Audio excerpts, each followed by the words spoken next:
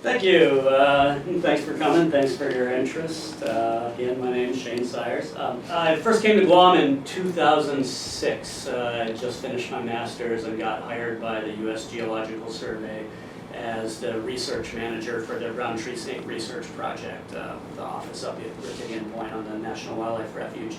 So I was a research manager there for 3.5 years, just sort of coordinating the field study activities. And after, I pretty much thought when I was done with my master's, I mean, that's it for school. But then when I'm in that job, I kind of hit the ceiling of what I'd be doing with a master's pretty quick. And I'm like, oh boy, the field biologists are getting to do the fun stuff, and the PhDs I'm working for are getting to do the fun science, and I'm just kind of stuck in the middle. So I decided I wanted to go back to school, and didn't know what I wanted to do. Thought about nudibranchs for a while. But then the USGS had some money to support a PhD student to do brown tree snake research. So I said, ooh, pick me. And I went to Colorado State where I did fish, wildlife, and conservation biology under Julie Savage, who, if you know the snake stuff, that name will come up here in a little bit too. But that was my PhD advisor. She was the first one to discover that it was the brown tree snakes wiping out the birds. So I did my PhD in Colorado State. Gotta make an entrance. We've been driving around the block trying to find the right. Oh, is there no parking? Yeah. He's just trying to do a little bit of a sitcom here. Everyone's got their entrance music.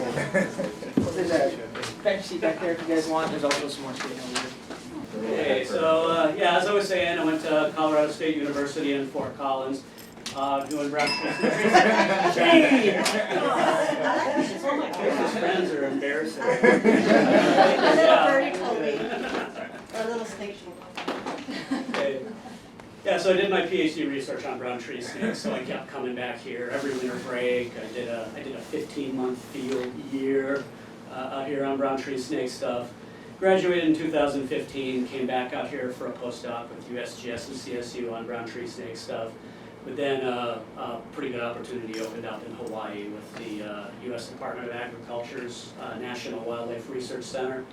So I went to Hawaii to be the project leader there, basically invasive vertebrates on all Pacific islands. So we were doing rats and mongoose and parakeets, and still heavily involved in the snake stuff.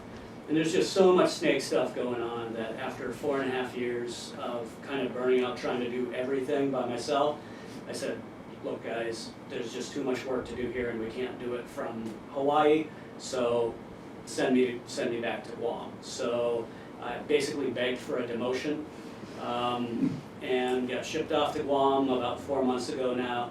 Back to stay, back focusing on what I'm interested in, so we stop. Enough about me, let's talk about snakes. Let's talk about snakes, baby. And let's talk about a PowerPoint that will actually advance. It's supposed to. Okay, anyhow, meet the brown tree snake. Scientific name, Boiga irregularis. They belong to a group of snakes called the colubrids. They're basically typical snakes. Your garter snakes are colubrids, your rat snakes are colubrids. They're pretty variable in appearance, and that's why the scientific name is irregularis. They got kind of an irregular look. On Guam, most of them are sort of an olive to brown on the back, and kind of a white, creamy white to yellow on the belly, and you can see some faint banding on the side of the body. They got some pretty smooth scales. They're not spiky, scratchy scales. Pretty slick and smooth. So they're a nocturnal snake. They got really large eyes for seeing at night. They belong. This group of colubrid snakes are sometimes called cat-eye snakes, and you can see why with those elliptical pupils.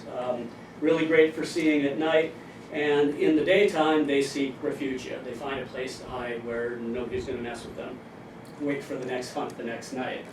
So they're arboreal. That means they mostly live in the trees. And being arboreal, it really helps if you're slender. They're really long and skinny. It helps getting from branch to branch without weighing the branch down. And they're really cryptic. They're hard to find. So a lot of people say, oh, I've been on Guam for years and I never see a snake. Well, you're not out in the jungle at night looking up in the trees, trying to find a viney-looking thing amongst a bunch of other viney-looking things. They're really hard to find, and that's one of the big challenges we have with brown tree snake control is this, scientists say they have very low detectability. Even if we know they're there, it's hard for us to find them. There we go. Brown tree snakes and all snakes are obligate predators. They eat animal prey. In all my years, I found maybe one praying mantis in a stomach contents, and it was probably an accident. So they'll just strike at anything that moves sometimes, and if it gets in that conveyor belt, they'll just suck it in. So it doesn't even have to move though. Maybe, yeah, I'll get on the bottom of the list. I'll get to that. So they're and Linda brought a great prop here. They're rear fang, so they're mildly venomous. Their venom is really potent to small rodents and birds and lizards, but to humans it's not dangerous to humans. Linda brought this desiccated mummified snake, and the business fangs are way at the back of the mouth here, and you see the two biggest ones in the back. That's actually like one fang, but it's grooved. And like rattlesnakes have like a hypodermic syringe that injects venom. These have that grooved fang way at the back of the mouth. And in order to actually get venom into their prey, they really have to get a good strong bite in it. And even then, they don't inject the venom. They kind of have to chew around until the venom oozes down that groove into the wound. So, how many in this room have been bitten by a brown tree snake? Probably none of us has ever actually been envenomated by a brown tree snake, though, because it's really, you usually get a defensive bite. It's usually they really gotta get on you and chew to get any venom into you. They are generalist predators, so they don't. I'll caveat that a little bit. They eat just about anything. Primarily, adults. Birds are really the mainstay of their diet in their native range, but they're very happy to settle for rodents if they're available. Lizards, baby brown tree snakes eat almost nothing but geckos. They really start with lizards and then work their way up to birds and rodents. And fortunately for us, for brown tree snake control, brown tree snakes are sort of a garbage bin of food. You know, they'll eat just about anything. They've been found with the spare rib bones in their stomachs, chicken bones. Everybody loves this one. Soiled feminine products have been found in their stomachs. Yeah, that led to some interesting research. Yeah. But yeah, if we're trying to get them, we need them to respond to stuff that we've got for them, whether it's to draw them to a trap or get them to swallow something. A lot of snakes are really finicky. They'll only eat live prey. They'll only eat a few species. We're lucky brown tree snakes eat almost everything.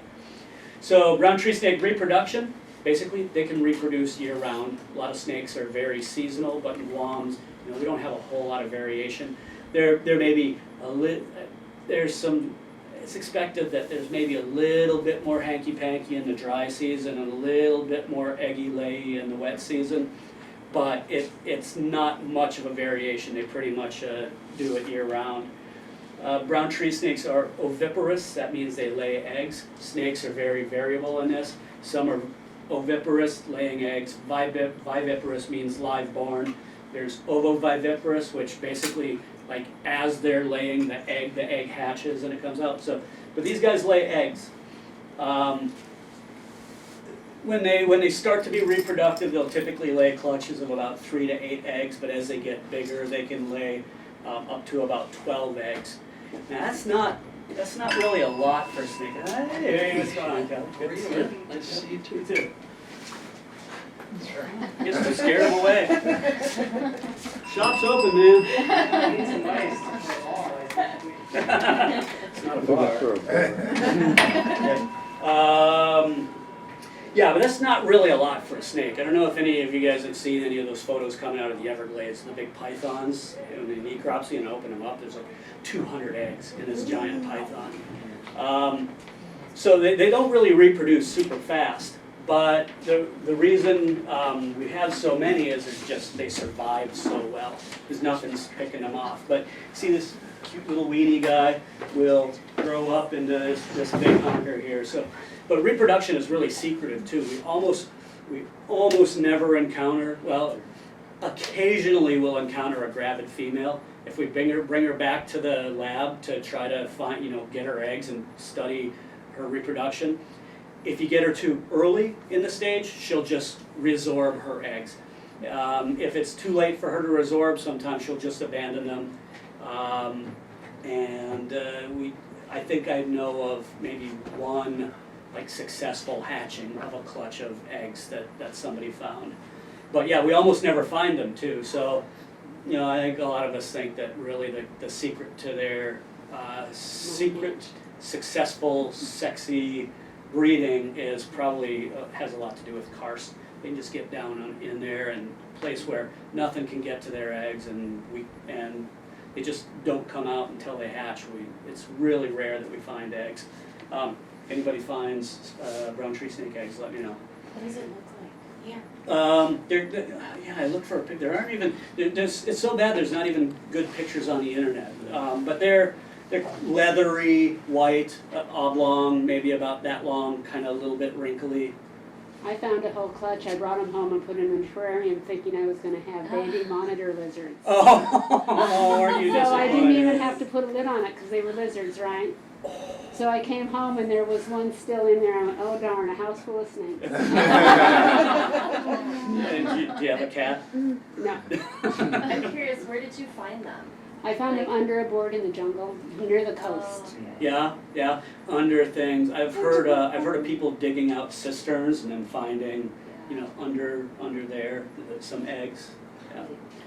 So growth. Nerdy scientists, we use a term called SVL, snout vent length. That's the best way to measure a snake from its nose to its poop, pee, reproductive chute. It all comes out in one place, the vent. Because if you go to the tip of the tail, a lot of them have tail damage, so it's not a good So I'll be using snout vent length here as a measurement and millimeters instead of inches. So I should have done some conversion for normal people. But when they hatch, they're about 350 millimeters snout vent length. So total body length, a hatchling is maybe about that long. So they will grow tremendously. I think I calculated something like a big one will grow 7-fold in length and 400-fold in weight in the course of its life. A large female, really large female, will get up to 1,500 millimeters snout vent length, maybe about a little over 2 meters total length. And a really large male can get up to 2,000 millimeters snout vent length, or 3 meters total length. So they can be huge. The brown tree snakes on Guam are larger than in the native range. Lots of chickens. Yeah. What was that diameter on a big one?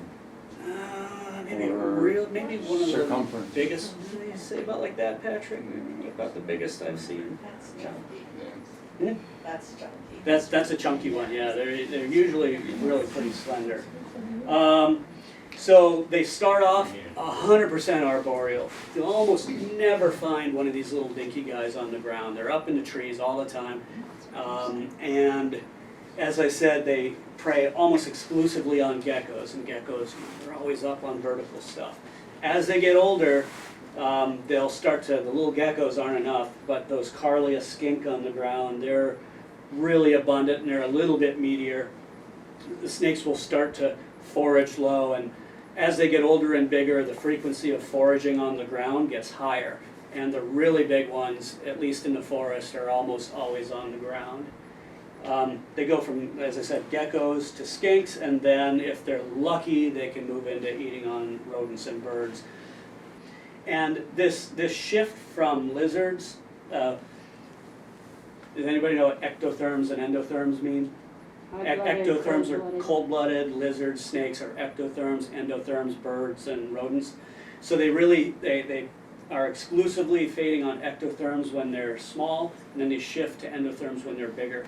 Well, a guy I know in Colorado who studies snake venom found out that the toxin composition of their venom actually changes as they get older too. So when they're younger, their venom is super potent to lizards. When they get older, it's less potent to lizards and more potent to especially birds.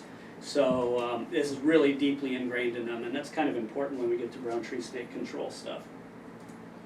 So where are they from? Native range, they're from tropical forests all throughout Sulawesi to northern and eastern Australia, Papua New Guinea, Solomon Islands. They're really widespread, and in their native range, they're not terribly abundant.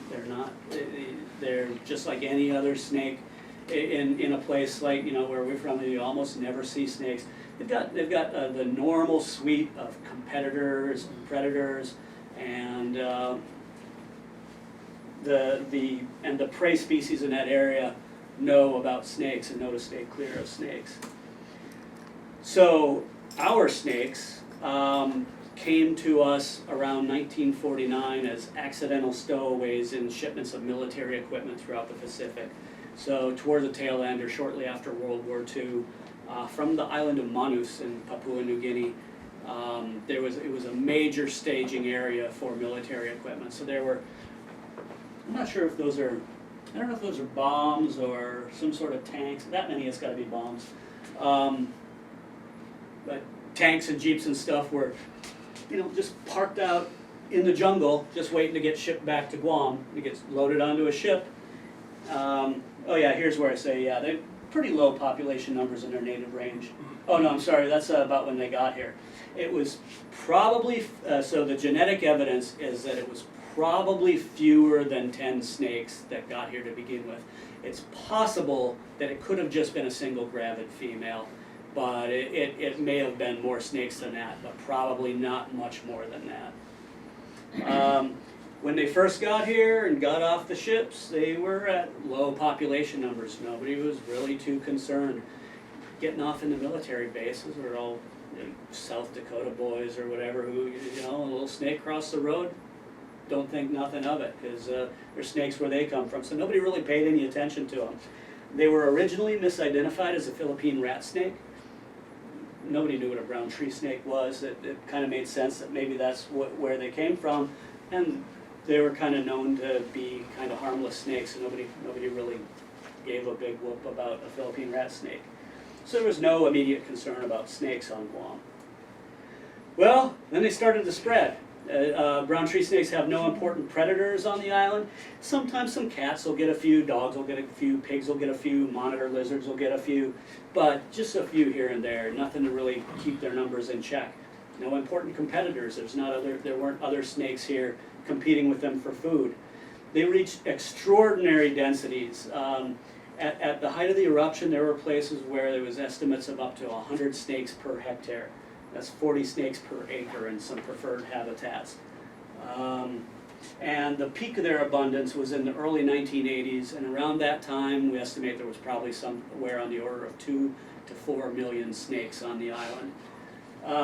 This is sort of the progression of their spread. This is from my PhD advisor's paper that first said, "It's the snakes, stupid." And it shows here that they were first seen down around Fena Reservoir in the early 50s, maybe late 40s. They spread out from there. By 1968, they had reached the southern tip, and by 1982, they had reached Rotidian Point. Then, in the late 80s, the scientists studying the snakes observed they started to become skinnier. They weren't as fat and chunky and healthy as they used to be. That suggests that they hit their carrying capacity. They just reproduce and reproduce and reproduce, and suddenly, oh, well, no, there's not enough food left to fuel us anymore. So the population numbers started to drop off, and the amount of the snakes that were left behind were a little bit skinnier. So when most native prey were gone, they continued to be supported by introduced prey. So the skinks and birds in urban areas, I don't think I have it in here, so I'm just going to say it now. Pet peeve of mine is when people tell me, when they tell me, the birds are coming back. No, they're not. No, they're not. What you're seeing is just a whole bunch of the trashy little commensal birds that hang around, that don't belong here. I mean, they're introduced species that hang around where people are. So we see them all the time, but we see them all the time because they're where we are. They're not out in the jungle performing a natural role in seed dispersal or anything like that. So the birds most people see that make them feel okay about the snakes are birds that might just be a problem when we try to reintroduce native birds, because it could be some competition. But yeah, the population since the late 80s, early 90s, population appears to be stable at 1 to 2 million, and those are really rough, like back of the envelope guesses, because they are so hard to find and count. But now, I kind of think a rule of thumb for me, and not everybody believes this, but on average, in your jungle area on Guam where there hasn't been any snake control, my guess is on average is about 25 snakes per hectare, or about 10 snakes per acre. And they're in all terrestrial habitats throughout Guam, everywhere. So brown tree snake damage, socioeconomic damage they cause a lot of power outages. They crawl up across a transformer into generators, just causing short circuits. And back in the day, Guam's power infrastructure was pretty, baling wire and duct tape. So one snake crossing a transformer could wipe out big swatches of power across the whole island. I think the estimate was something like over a 7-year period when it was recorded, there was something like over $4 million of damage caused per year by brown tree snakes causing power outages. And that's not counting when stores' freezers went out and their food rotted and stuff like that. That's just fixing the infrastructure, but not the opportunity costs that come from losing your power. Loss of pets and domestic animals, so some puppies got gobbled, some kitties got gobbled, and basically what there was of a small-scale backyard poultry industry on Guam pretty much bottomed out, and now I think it's mostly just fighting birds that they keep going. But there have been cases of human envenomations, especially infants. I haven't heard much about this lately, but in the 80s and 90s, it seemed like all the stories about humans getting bitten where snakes were crawling into babies' bedrooms at night and just, oh, that hand looks like a gummy little... I went to school with someone who had been bitten by a snake as a baby. Yeah. I had to go to the emergency room. When they do get some venom in, it does cause some damage. It causes local tissue death and swelling, and just like a wasp sting, anybody could have an anaphylactic reaction or something. So I've seen a few photos of like babies' hands that are like puffed and blistered. But even babies who are so sensitive, none of those babies that were bitten were seriously harmed in any way. So they're not that dangerous to humans, but damn, it's a hit to your quality of life when you wake up and there's a snake trying to swallow your baby. Baby's okay, but mama's never right. Yeah. We suffer higher costs of shipping from Guam because the heightened need for cargo inspection to make sure that we're not accidentally shipping snakes off the island. And nobody's really been able to quantify it, but Guam's got a reputation of, the island of the snakes, and there has to have been some hit to the tourism industry from that as well. That might have been a good thing. Well, for overall, depends what your priorities are. And then there's the ecological damage. So there's been a reduction in all native taxa, and that means all native groups of animals. Bats were hit, lizards were hit, some lizards were extirpated from the island, but worst of all was the loss of the forest birds. So this is data from DAR from 1976 to 1996 of these 15 bird species where they would just do these road counts every year, just drive up to the north of the island, count how many birds they see along the way, and those numbers were just dropping. All of them across the board just plummeting, and they're like, what the hell's going on? And people thought maybe it was disease, people thought maybe it was habitat loss, people thought maybe it was DDT, and all of these theories out there, and as I said, it was my PhD advisor. She was a young PhD student back in the 80s, and she thought it was disease, so she came out to study diseases in birds in Guam, and she couldn't keep her study subjects alive because snakes kept getting in and gobbling her birds down, and she's like, it's the snakes. But all the old boy network of herpetologists back then, oh, what's this little girl know? She doesn't know anything. Snakes don't cause that much problem. It can't be the snakes. But yeah, she's the one that convinced people. And then so the consequences of bird loss. So how many of us know Huldra Rogers? Her and her crew have been out here for a long time. Actually, Huldra was the USGS's first rapid response team leader. I'll talk about that in a little bit too. But then she went back to school, got her PhD, has come out here and studying the effects of the fact that there are no birds in Guam on the forests anymore. So loss of seed dispersal, a lot of trees. If the seed falls right under the mother tree, it's not going to live. It's shaded out, it's competed out. They rely on birds to gobble down that fruit, scar up the seed a little bit, fly away, drop it in a nice little patch of fertilizer, and wait for it to grow up. But that's not happening on Guam. Reduced arthropod predation.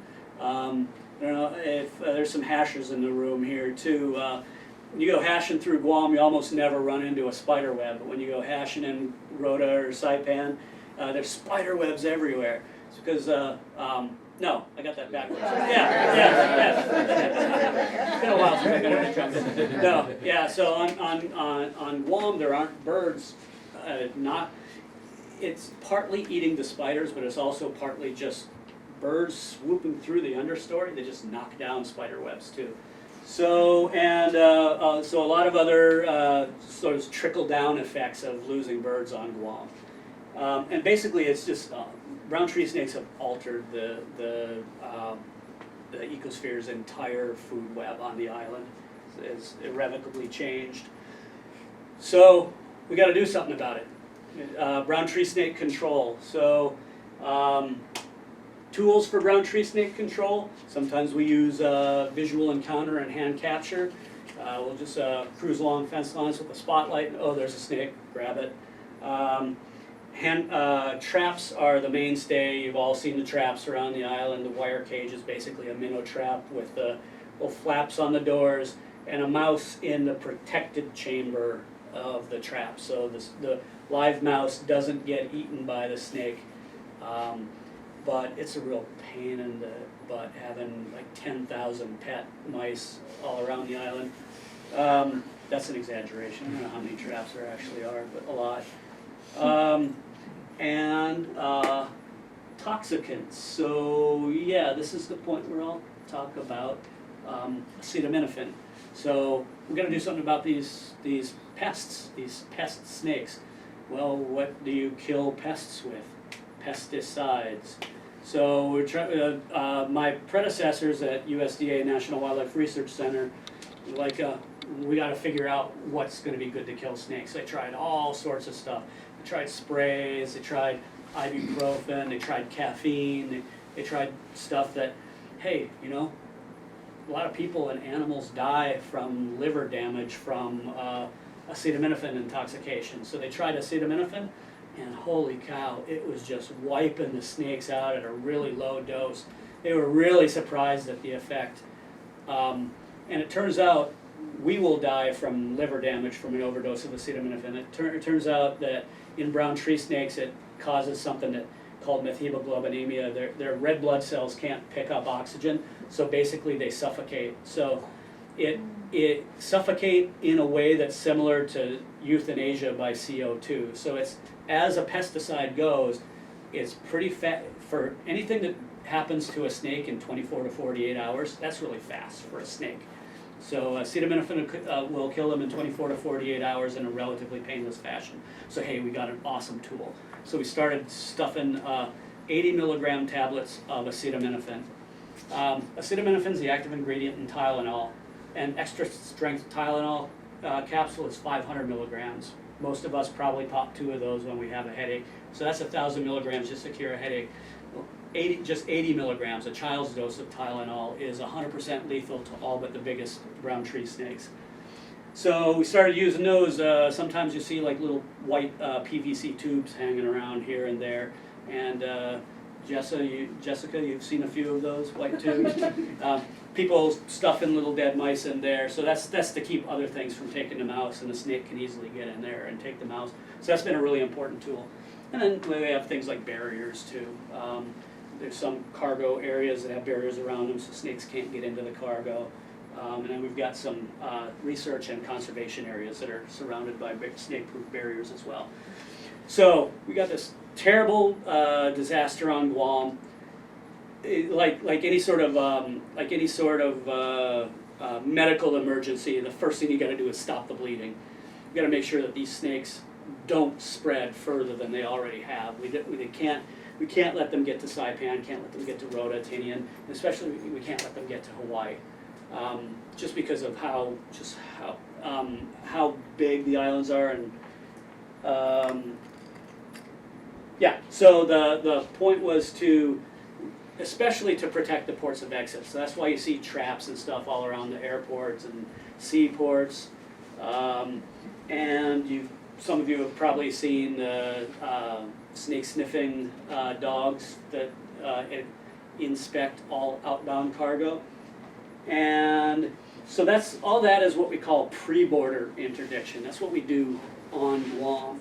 Now, if we find out snakes have gotten off of Guam, then that's when post-border interdiction comes in. And that's where people like CNMI's 28 snake program, they got fancy trucks with big stickers on them, 28 snake. Everybody knows 28 snake. If you see a snake, call 28 snake and somebody will come investigate it. And I don't remember, Patrick, can you sing the jingle? No. Yeah? Something like, don't give snakes a break, call 28 snake, something like that. And then there's the U.S. Geological Survey's Rapid Response Team, and Patrick Barnhart is the Rapid Response Team Coordinator for USGS. So they got a team of biologists on Guam conducting brown tree snake research who are also trained in how to search for a snake that shows up in a place that doesn't belong. So if they get a credible report of a sighting on another island, they get a crack team that can respond, and it's supposed to be 24 to 48 hours, but nothing works that fast in the government. But they can quickly get there and investigate the claim. They've never actually found a live snake, but that's a good thing, is when they're there, they're not only looking for that one snake that somebody thought they saw, but they do a real intensive survey to say, hey, we've looked this hard and haven't found a single snake. Part of their business is giving people confidence that, no, we don't have a snake problem on your island yet, but we're here to help if one starts. That comes to my next kind of big point is, so all of this interdiction is expensive. It costs about $5 million a year to keep snakes from getting off of Guam.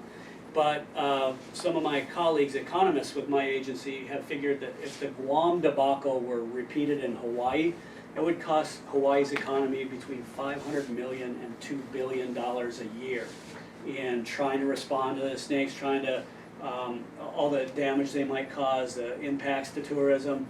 So $5 million a year to prevent $500 million to $2 billion a year. That's something like 1,000 to 4,000% return on investment annually. Even just for every year that we delay snakes getting to Hawaii, that's a big deal. And it's been effective. So back in the late 80s, early 90s, there'd be like 1 or 2 snakes a year would be found in Hawaii in inbound cargo from Guam.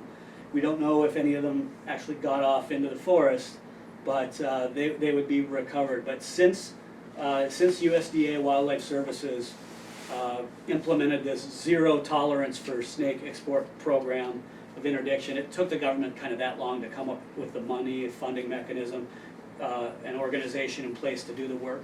There have been no live brown tree snakes found in Hawaii since 1998. So that is a tremendous conservation victory, really, because when you think about all of Hawaii's birds that are so So many of them are extinct already, and all the rest are just teetering at the edge of extinction. That bugger shows up and starts reproducing in Hawaii, that would be catastrophic. So even just stopping the spread is great. And with escalating military activity in the area, that risk for accidentally spreading the snakes off to other islands is increasing. So now that we've got it cordoned off pretty well, we don't want to just stop the spread. We want to see if we can do something to recover Guam's native habitats. So there's a push for us to develop methods for landscape scale suppression of brown tree snakes, knocking the numbers down very low everywhere. We'd like to get to eradication. I'll talk to that a little bit later. But one of the best hope for being able to do landscape scale suppression, especially in areas where you can't easily reach on foot, is aerial bait application. So basically those mice with the tablets that we stick in those tubes, well, we had to figure out a way to get those up into the canopy of the trees across broad areas of landscape. So that's kind of what we did. We went to a private engineering firm in Boulder, Colorado, and presented them with our problem. Hey, how do we get this squishy little gummy bear of a mouse with a tablet into it? How do we get that into a machine that will automatically eject it? Actually, I should step back a little bit first. At first, we just, does it work? Can we kill snakes in the forest? So they were taking mice and manually sticking the tablet inside the mouse, little hot glue gun, gluing 1 foot of the mouse to a piece of cardboard that had they were crop duster flaggers, two little pieces of cardboard with some crepe paper in the middle. They would manually glue the foot and then go up in the helicopters and one at a time drop them by hand from the helicopter. And if you all know Rachel Volstead, she was one of the first people doing it, chucking out mice one at a time. And they demonstrated, lo and behold, it works. We can knock the numbers down in an area pretty quickly, pretty low. We can't get all the way to 0, but it's just so much bloody work to do all that manually. So we knew there had to be an automated process involved. So we went to the engineer, say, how do you do this? How do we turn this irregular, lumpy, gooey little mouse into something that can be ejected? And I will show a little bit of video of what we ended up doing. I think I have to explain it a little bit though, because I don't have a picture of the bait cartridge. So what we did is take that little mouse, in a automated system, they lay out the mice and run it through this system, and it drops a spot of hot glue on the mouse's belly, pushes the tablet into that spot of hot glue, and there's these little paper, call them capsules, some people like to call them coffins, little paper coffins that they put 1 spot of glue and a mouse into that paper capsule, then fold that paper capsule around the mouse, glue a piece of ribbon to one end, and wind that ribbon around the whole thing, and glue the other end of the ribbon to an end cap in a little cardboard tube. It looks like a tiny little toilet paper roll, and the capsule and ribbon get tucked inside, and then you've got what looks like a roll of quarters. So you'll see some of those in here, but basically those things get loaded into a magazine. They go up in 4 magazines in the helicopter ejector thing, and it goes up and dispenses bait. So here's some video of one of our operations there. There's Rachel there with the sunglasses on her head. So that's a case of 900 of those bait cartridges. So each one of those has a mouse in it with a little tablet. That's a loaded magazine. That's the chief engineer of Applied Design. He kind of came up with this whole system. Just stick it in there. There you see 4 magazines loaded in we call it the ADM, the automatic dispensing module. And up and away. This is on Anderson Air Force Base. They're trying to find their way now to the Habitat Management Unit is the area that we're treating. It's got a snake-proof barrier around it. Snakes can crawl out, but they can't crawl in, and we're trying to knock out all the snakes in that area. And there it goes. It's shooting all. Those are all.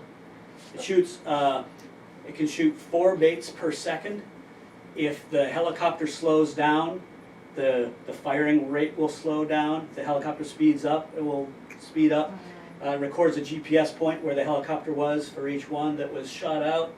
And yeah, there's the cockpit view of the baits coming out of the automated dispensing module. So does the snake eat the whole paper housing and everything? No, what happens is wait for the next little video and you'll see that. Yeah, why the string, why off? Oh, well, so the point of the ribbon is, we don't want these to just fall on the forest floor. They're tree snakes. Most of them are foraging up in the forest canopy, so we want them to hang up in the trees. And if they fall through to the forest floor, they'll be eaten by things like crabs and mice, or not mice, excuse me, ants. So yeah, that's why all the complication of having the ribbon and everything.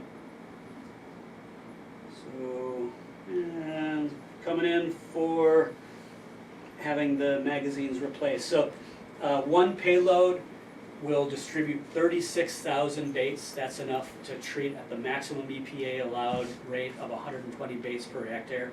It can treat 30 hectares of forest in 15 minutes of firing time. That doesn't count the time it takes to turn the helicopter around to come back for the next line, but when it's firing, it works pretty well. How old So, are the mice?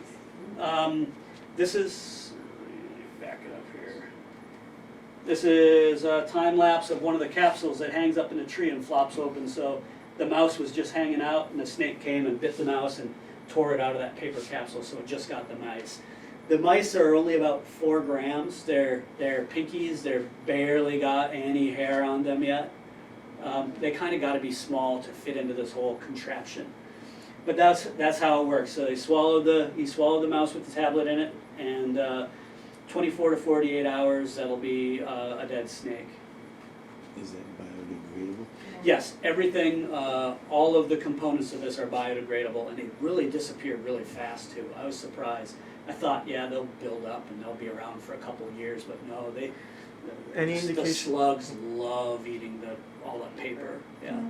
Any indication that the monitor lizards are eating the mice that do make it to the ground, or even in the trees? We do know that they have. We found a couple small dead monitors, so some will take.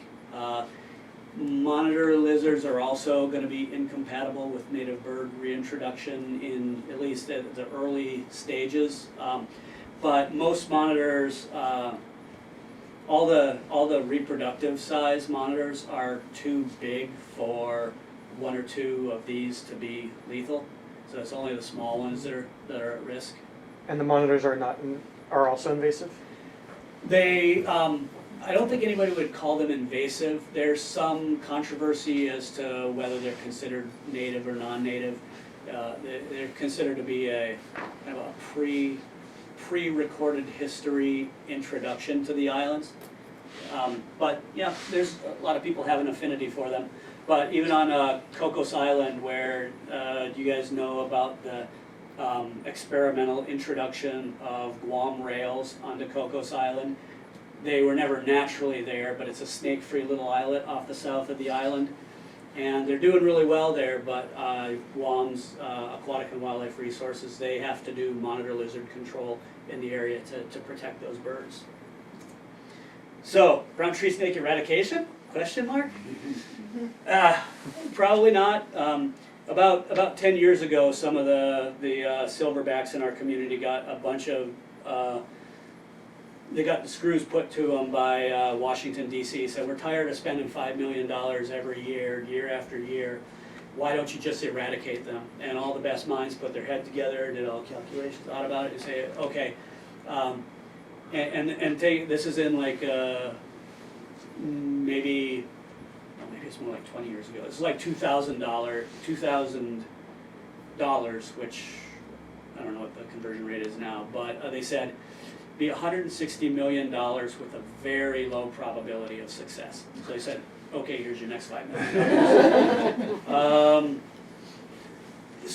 But everybody thinks that they got the idea and they got the answer, right? Like all you 30 PhDs who have been working on this for a collective 200 years don't know what you're talking about. I know what the answer is. Let's introduce a predator that eats brown tree snakes. I'm a genius. You're dummies. No.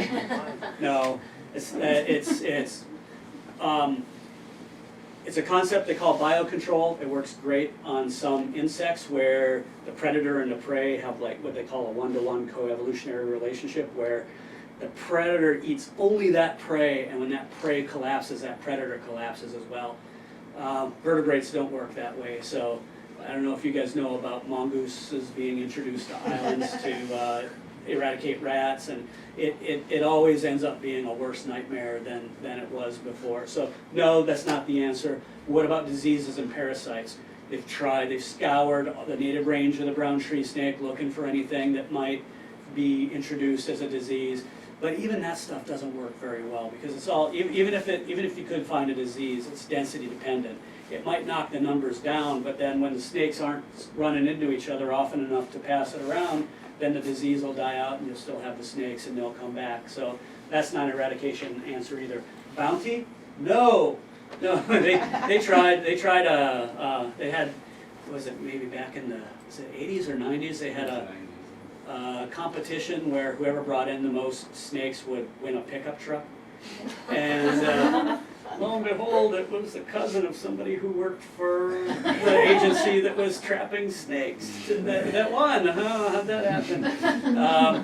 But the problem is that there's always this, yeah, you might get numbers down quickly, but as snakes become rarer and rarer, they get harder to get. The bounty has to become more progressive. You have to give more for each snake. And at some point, if somebody's making their living off of it, they don't want to wipe it out. So bounties haven't worked.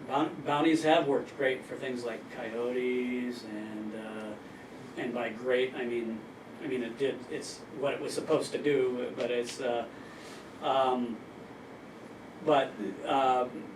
big mammals with long reproductive times, easy to find. They're a lot easier to control than these secretive reptiles. They have very low metabolic demands. They don't have to be eating all the time. Island rat eradications are awesome. They're great. They fly a helicopter over an island 2 or 3 times with a bucket that has rodenticide pellets in it. And on these small islands, they can wipe out every rat on an island in a matter of days.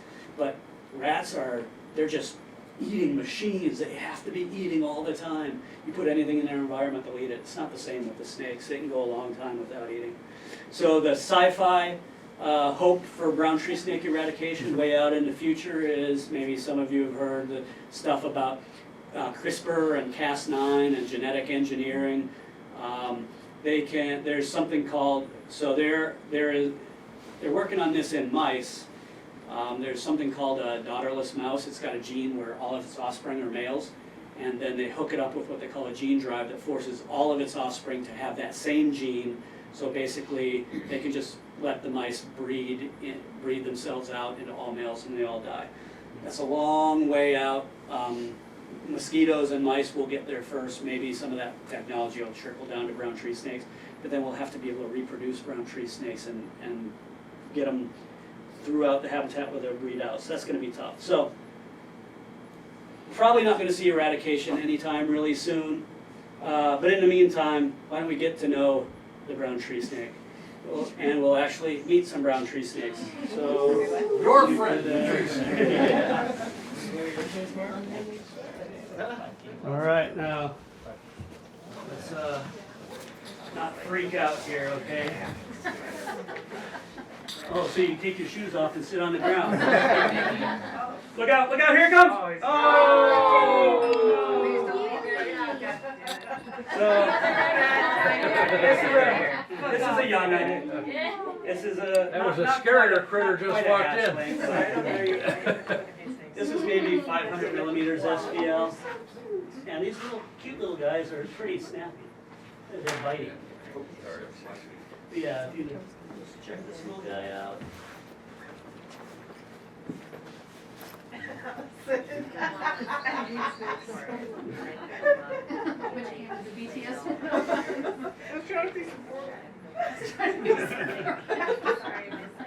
Look how wormy wiggly they are. Super. Anybody who wants to touch it, be aware, all reptiles carry salmonella. There's a chance you might get yourself sick. I've never gotten sick from salmonella, but it's just a warning. So don't lick it, is what And you're saying. 100% chance it'll smell bad. Yeah. Baby, it got my finger. Yeah. Yeah, they literally tie themselves in knots around it.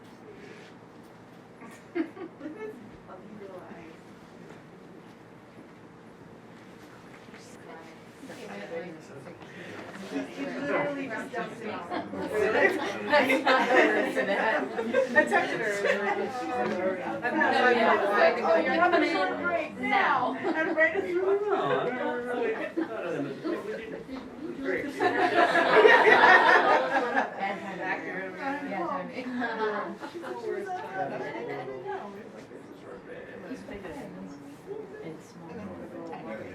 Just remember, you got the salmonella shooter down there. Yeah, like, right.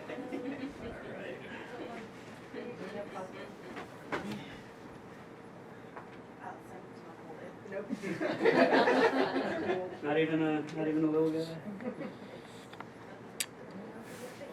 Right. There we go. So, Well, no, is there another one?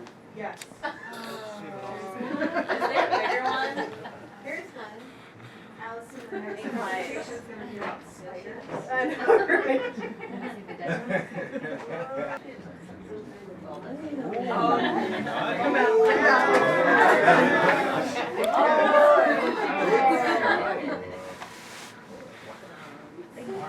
so Patrick, do you know his SVL? Wash your hands. Off the top of my head, no. I mean, he's 7.5, almost 8 feet. That's awesome. Wow. How old is that one?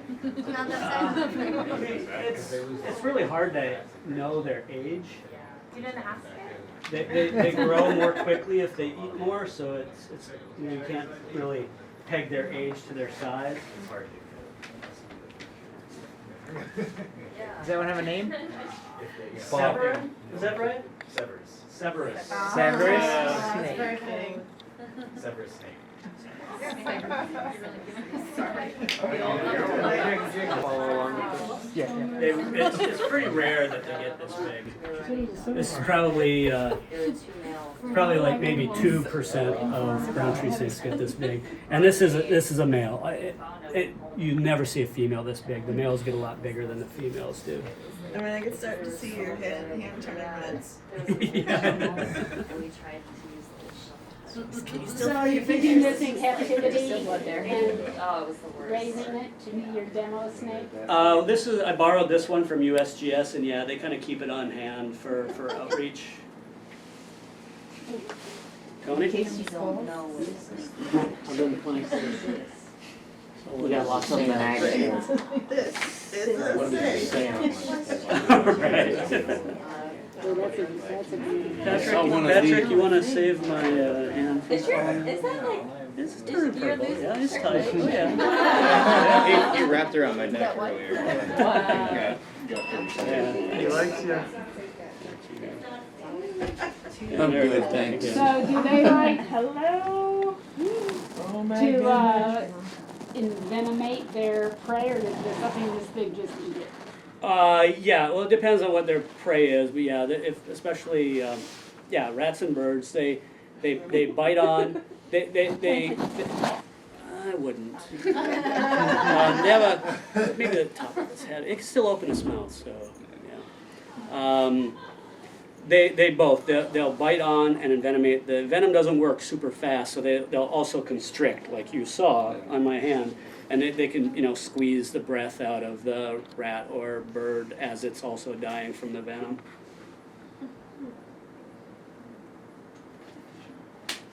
Okay. Yeah. We'll cut it there.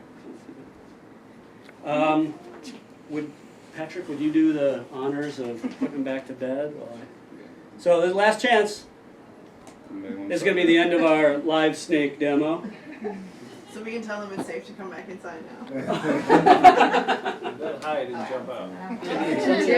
But just tell them it's safe to come back. Oh, I didn't demonstrate. This is a snake hook. We kind of use it to like pin the snakes. You can lift up the body, keep the head away from it, pin the snake's head down until you can get it under control. Don't look at the back of the room, don't look at the back of the room. Yeah, don't look at it. That was a huge one. I was like, nope. Oh yeah. Oh, and by the way, everybody, this is Jane Dia. She runs what would you call it? An outreach project called Contra Ecological Challenge the Snake. Yes. With Guam's Division of Aquatic and Wildlife Resources, and she was just telling us that she failed to bring a bunch of snake stickers for us. But if you see her, she usually has some of this logo and a sticker. They're really cool. Yeah, so we do brown tree snake control workshops in the villages, so that way all the residents, but we do not do brown tree snake awareness to be like, ah, snakes, yay, but to recover native birds. So we also usually bring a cocoa bird to say, we're suppressing snakes in support of bird recovery, because if people get in their head, you're killing snakes, like, we don't want that message. Snakes are not bad, they don't belong on Guam, but we want to protect our birds, and we are the only advocates for our birds. If we're not protecting our birds, then who are? There's no one else that's going to protect our birds. So we got the cocoa at Coco's Island, there's the Solly that's living in the forest in the wild, the swiftlets, the Marine Drive going south to Navy, there's the wall mural of these birds. The artist forgot to put what the bird is, but it's a swiftlet. And we're also doing a Solly, that's a Micronesian starling, in the north wall in Jigo. So going up north, you're going to see another forest bird. So those two birds we chose because they're living in the wild. So they have somehow survived the snake invasion, but we raised the Guam kingfisher and the cocoa in captivity, so that we can release them later. So that's what our hopes. Go to Coco's Island, you can see a live cocoa bird. Thanks, But Jane. if you see a snake, call us. And with that, I'll take any questions you might have. And if you got questions you're shy about asking now, or you want to get in touch with me about something snake related in the future, I just got this fancy new email address, btsresearch@usda.gov. And if you happen to come across a really big snake and you can catch it alive, I'm not suggesting that you go mess with a big snake, but if you happen to come across really big snakes, you catch them live, they're a really important part of what we're trying to figure out research-wise. And because they are so rare, we have a hard time getting our hands on enough of them to do good research on them. So if you run into any really big ones that you can get them to me live, let me know. You got one, Nina? What is the best method to catch a really big snake? Oh, that's what I I wanted to teach in my do some of workshop. that, yeah. I kind of cut short what I was going to do because I hit my hour. But usually, okay, so the bar depending on... shows rabbit. Are you on? So there are a couple ways, depending on how big it is. A really big one, I don't know how much... You want to demonstrate? Oh yeah, you want another, you're just like, damn, he didn't get bit. Let's try again. You could just describe it. You could just describe Sure, it. and there's a towel in that bin. So like if it's in your house and you're like, oh, what do I want to do? I sound like that. I sound like I have yogurt in my mouth right there. How Americans talk. Should I move? Maybe. Patrick will be the wrangler. Get back on the So a couple ways to do it. I would do.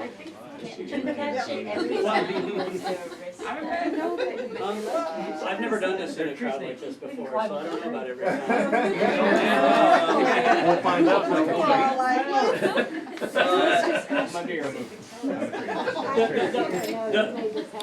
The main thing, the most important thing is just get that head under control as soon as possible. And not 4 inches back on the neck, because they'll turn around and get you. You really got to get the head under control. You saw how I was holding that guy. Just like a little squeeze, top and bottom, keep the mouth shut, and keep the head under control. A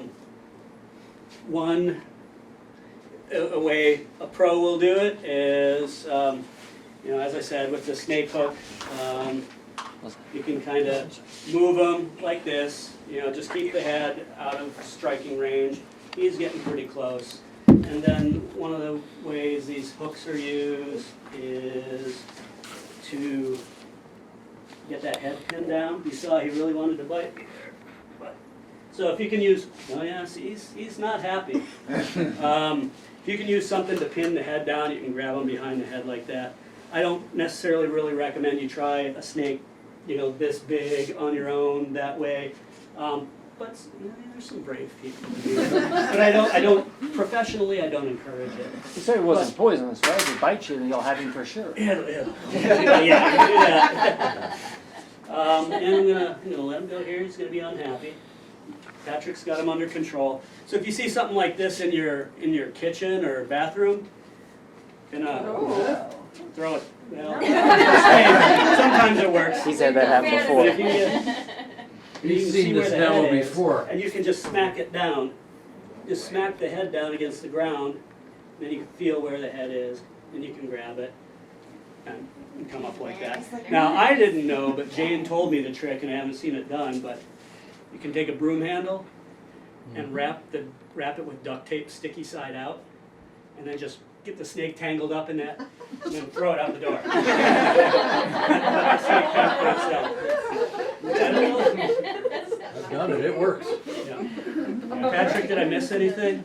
Do you have any techniques that I But we didn't use? also, you could do a container, just throw it on it, so Yeah, that way yeah. it's contained. Whatever you do, don't scream and run the opposite direction. Use it in your house, and then you Yeah. will not sleep at night. You need a pretty big container for You one will this not big. go to sleep. Yeah. But yeah, it's a big one. Well, say goodnight, Severus. Severus. Okay, any other brown tree snake questions? So what's the recommendation if you see one? You kill it or you capture it? Well, where do you see it? Like if you're just out and around, I should have pointed out that most of the snakes you'll find on Guam are only about this long and about that big around, and they're just super abundant. There's tons of them. So you might think you're like, I'm doing Guam a big favor, I'm going to kill this snake. You're not really doing much, other than killing a snake and making yourself feel better, and that's all that really matters, right? No, so yeah, if you're just out in the wild, I just say, leave it alone, let it go. Unless, if you're at the airport, and you find a snake, yeah, we want that snake. We don't want that snake to get away. So, but if you're not in a high-risk area, if it's in your house, yeah, just find a way to get it out the door, chase it out the door, get it in a container, throw a towel over it, something. But usually, just there's not really much need to mess with a snake. So you only want the big guys? Yeah, the other ones are so easy to come by that we get them by the thousands. Yeah. He's giving away a truck. It's a gotta be somebody Jay, is that right? Yeah. It's got a nice Southern Mountain Deer sticker on it. Yeah. And I have brown tree snake recipes if anyone's Really? brave or adventurous enough. I have 4 recipes. Wow. Yeah, I tried it adobo style. It's a little oily. Tastes like chicken. Yeah. Okay, I'm not Okay. as cooked, that's why I'm not a chef. But I have 4 recipes. Sarah. You were saying that you guys think that there was only as little as 10 snakes that made it on the island first. Yeah, I can send you Jonathan Ripsham's paper on the genetics of they kind of, there's some genetic work behind that estimate. Do you have any, does that mean the population right now is super inbred? We wish it worked like that. Conservation biologists are always worried about the species we're protecting having a limited gene pool and there aren't enough, and inbreeding depression. And obviously there's not a problem. They're really doing well. And a lot of, and that does happen with a lot of introduced species come from what they call a genetic bottleneck, just very few individuals, not much genetic diversity. But they're in a pretty hospitable area. They don't need a complex genetic toolbox to just barely eke it out amongst the competitors and predators. They got it made. They can, I guess, even the most inbred snake in conditions like this can do pretty well. Yeah. You said that the snakes are slightly different here than from the neighbor. How have they changed over the last 100 years or so? It's not so much as they've changed or that they're different. It's just that throughout their range, there's a lot of variability. On some islands, they're almost orange, and it's just you just got all these little populations all over the place that are able to drift away from each other in different ways, and mostly it's coloration is where the variation is. So Guam's brown tree snakes, don't look exactly like but they look very close to the ones in Manus where they came from. The other change though is they do seem to get bigger, but that's probably just a matter of, there's so much prey here, they live longer. If they're not getting picked off, then they get to a lot bigger sizes here than they do in their native range. What's the average lifespan for I don't really know. So there aren't that many people who have kept the brown tree snake from hatching until its natural death. That's probably, I'm going to guess, a snake that's lived a pretty good life is probably going to go 20, 25 years, maybe? Guess? Anybody? We've been trying. They're kind of difficult to keep in captivity too, just to see how big they do here, like how long they live. But Yeah. And they're, you can't. they're finicky eaters when they're smaller in captivity, and sometimes they get lazy when they're old like this and don't eat very often. They just kind of. Captivity is a different lifestyle than living out in the jungle too. So. Yeah. Any idea on generation time? So they, at the size of about 925 millimeters SVL, is when they'll start, when some of the snakes will become reproductively mature. And by the time they're about 10, 20, then they're almost all reproductively mature. So in there, that's the window of when they start to become mature. Now, when I didn't really point out so much that a problem we have with control is, I mentioned the small ones, they're so keyed in on geckos, they don't really respond to rodent-based baits. So the really small ones, we can't really kill them very reliably with our mouse shooter. But the size at which they start to take baits is about 700, 750 millimeters, and they're pretty much all taking baits by 850. So we've got a window there where they are big enough to start taking a toxic bait before they're big enough to start reproducing. So it's possible, if we can get all of the reproductive adults off the landscape and then catch all the little ones as they grow up before they become reproductive, it's possible we could break the reproductive cycle and wipe them out. Are the males and the female snakes sexually reproductive at the same age? It's the males are, they're a little bit, we're talking like a difference of like 10 millimeters in size between where they start to reproduce and where they're reproductive. And that's probably just because males grow bigger, they probably grow a little bit faster, so they probably hit. It's probably around the same age, but we have a real hard time aging them. They'll grow quicker if they're fed more. They'll grow slower if they're not eating much. So how old they are at a certain size there's a lot of wiggle in that. But it's really size pegged where they get reproductive. But probably why males are bigger when they get reproductive is just because they're growing faster. So they're probably around the same age that they become reproductive. Count the rings. You laugh, but there's a theory of skeletal chronology.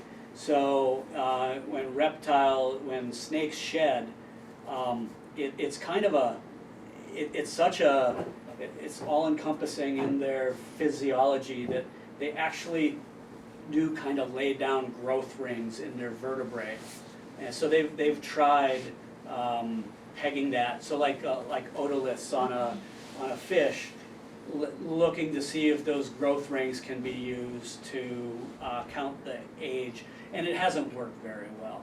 There's one paper back in '92 where they really tried to peg this down, and I forget where it falls apart, but I think it's the ability to read the rings is not great, and I guess it's not really reliable how well a shed lays down a ring. So it's not a crackpot idea. It just hasn't worked out for us as a way of aging.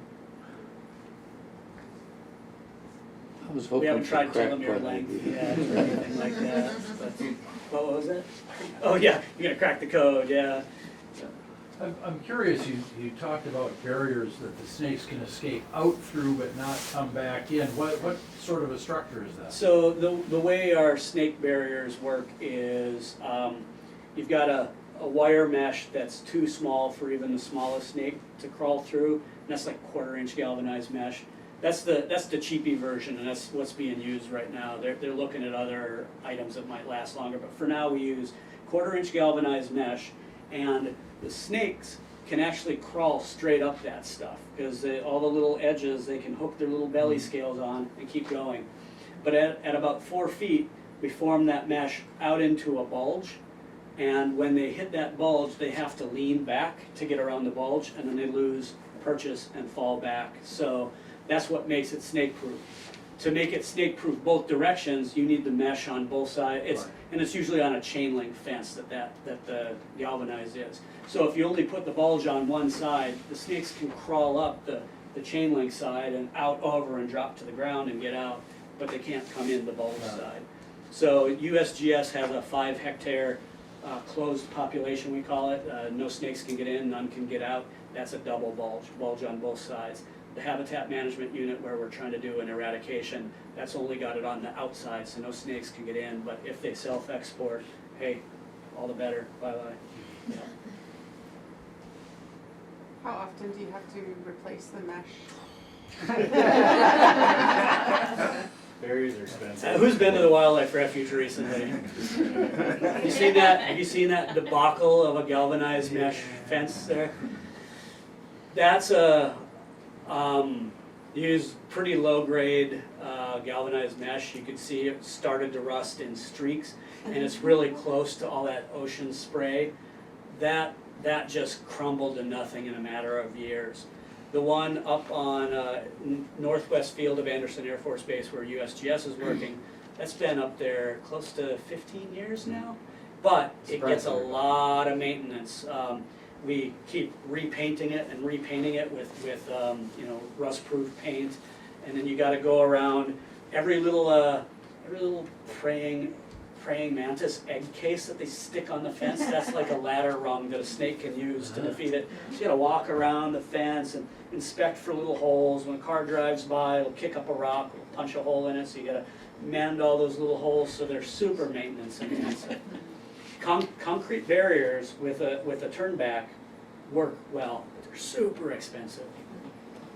So nobody's done any large scale concrete barriers, and even those, they still need the maintenance of like picking off the praying mantis egg cases and pulling back vines that want to grow over them. So there's sort of a concept of maybe if we can have a few small islands of habitat within barriers that have no snakes in them, maybe we can keep some birds in there, and then if we can knock the numbers of snakes down around those islands, that what birds come out, maybe we'll have some protection. So there's sort of a concept of like an archipelago of snake-free islands in a sea of snake suppression that might get some conservation benefit, but it hasn't been demonstrated yet.